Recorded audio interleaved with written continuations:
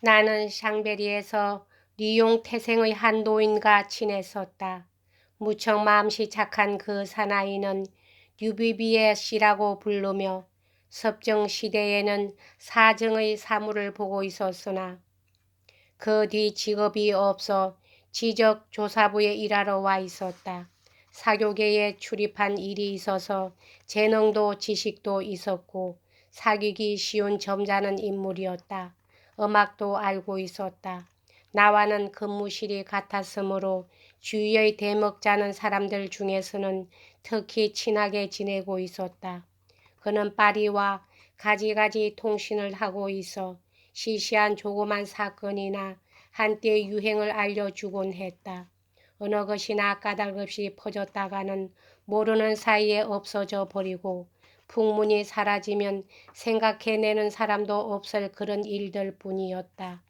가끔 나는 이 사나이를 오찬때 어머니 있는 곳으로 끌어오곤 했으므로 내 비위를 맞추는 편이었고 그런 이유로 기분이 내키면 내게 풍자 섞인 노래 따위에 취미를 갖도록 해주려고 애썼다. 그러한 것이 나는 정말 싫었다. 옛날부터 그러했으므로 오늘날까지 나 혼자서는 아직 한 줄도 그런 것을 읽으려 한 일이 없을 정도다. 다만 그의 기분을 상하게 하지 않기 위해 그런 조롱의 글귀가 적혀 있는 쪽지를 받아 가지고 호주머니에 넣어둔 것으로서 그것으로 끝나는 것이라고만 생각하고 있었던 것이다. 공교롭게도 그렇게 된 저주받을 종이 한 장이 새 옷의 조끼 호주머니에 들어있는 그대로였던 것이다. 이 옷은 새 것이라고는 해도 출국 때 세관 관리에게 너저분하다는 잔소리를 듣지 않기 위해 두세 번 입은 것이었다. 그 종이 쪽지란 것은 라신너의 밑더리 따떠의 아름다운 장면의 글귀들을 서투르게 모방한 장세니스트인 적인 모방시였다. 나는 그것을 10줄도 다 못 읽고 무심중 양복 주머니에 넣은 채 잊고 있었다. 내 여행용품이 몰수된 원인은 바로 이것 때문이었다. 관리들은 이 트렁크의 물품 목록 첫머리에 거창한 조서를 붙여 여의 노래 원고 프랑스에서 인쇄 배포되기 위해 저네브에서 나온 것으로 추정하면서 하느님과 가톨릭 교회의 적에 대한 성스런 비방과 이 극악무도한 계획을 저지시킨 경건한 경계심의 자찬의 말을 그 조서에 길게 늘어놓았다.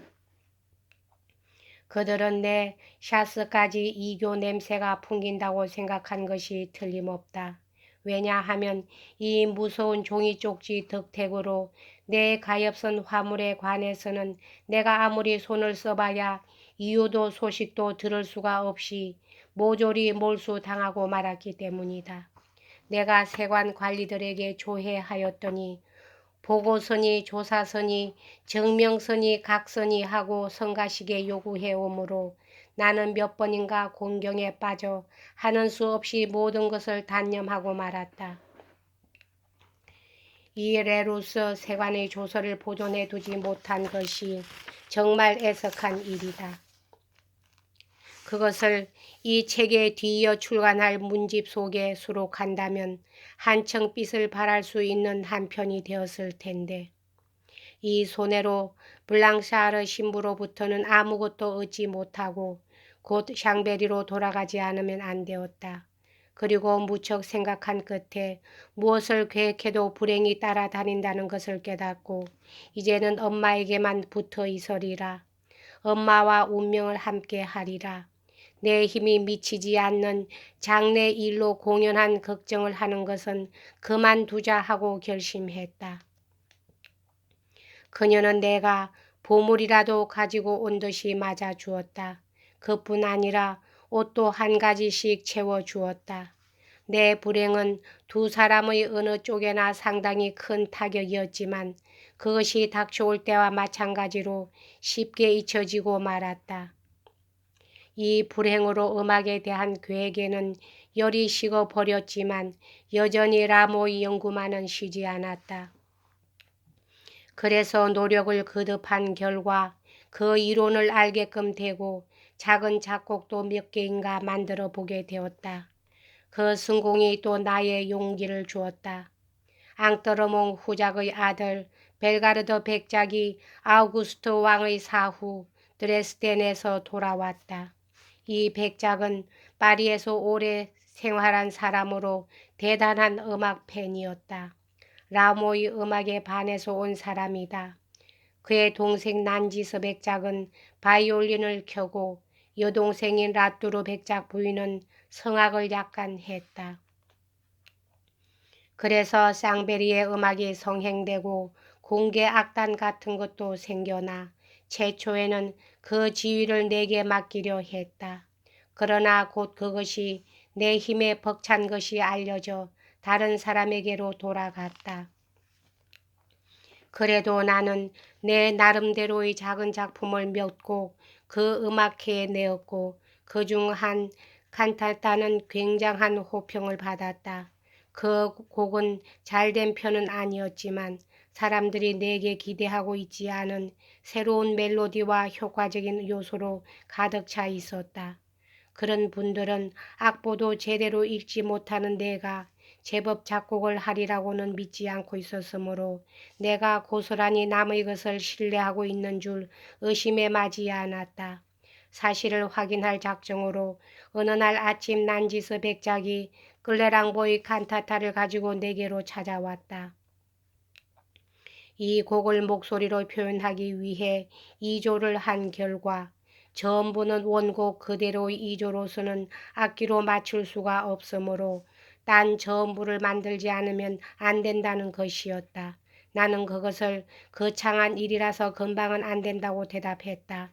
그런 소리로 내가 회피하려는 줄 안 상대방은 아쉬운 대로 레치타티보의 전부만이라도 해달라고 졸랐다. 그래서 그 전부를 만들어 보았다. 물론 서툴렀다. 모시고 잘 하려면 천천히 마음 놓고 멋대로밖에 하지 못하는 나이니까. 그러나 적어도 정확히 규칙에 따라서 만들었다. 그것을 눈으로 본 그는 내가 작곡의 초보 정도는 알고 있다는 것을 의심할 수는 없었다. 이리하여 나는 여자 제자들을 잃게까지는 안 되었지만 음악회가 열려도 내가 참가하지 않아도 된다는 걸 알게 되어 음악에 대한 열도 다소 식어갔다. 거의 이 무렵 평화가 성립되어 프랑스군이 알프스 산을 넘어 파리로 돌아왔다. 무수한 장교들이 엄마를 만나러 왔다. 그 중에서도 로드텍 백작은 오르레앙 연대장으로 훗날 전해부 주재 전권 공사가 되고 최후로 원수가 된 분이다. 엄마는 나를 이 사람에게 소개했다. 엄마의 설명을 듣고 그는 무척 내게 흥미를 가진 듯 많은 약속을 해주었다. 하지만 그는 만년에 이르러야 겨우 그 약속들을 생각해냈고 그가 그것을 생각해냈을 때는 나도 그의 신세를 질 필요가 없었던 때였다. 세넥데르라는 젊은 후작, 그의 아버지는 당시 토리노 주재 대사였다. 이 쌍베리에 들른 것도 바로 이때였다. 그는 망똥 부인의 집에서 오찬을 가졌다. 나도 그날 그 자리에 초대받았다.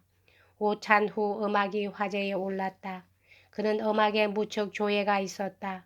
오페라의 예쁘때가 신작으로 발표되었을 당시였다. 그는 이 오페라를 이야기하더니 책까지 가져오게 하였다. 그는 둘이서 그 오페라를 하자고 말해 나를 떨리게 만들었다. 그가 책을 펴자 마침 2부 합창으로 된 유명한 부분이 나왔다. 지상, 연옥, 천당까지도 모두 주님 앞에 떨도다. 그는 말했다. 자네는 몇 음부점 부르겠는가? 나는 이곳 6음부를 몽땅 맞지. 나는 아직 프랑스 사람들이 그 같은 조급성에는 익숙하지가 못했다. 가끔 악보를 어물어물 읽은 일은 있었지만 한 사람이 동시에 6음부는 고사하고 2음부만이라도 부를 수 있다는 것도 이해할 수 없는 일이었다.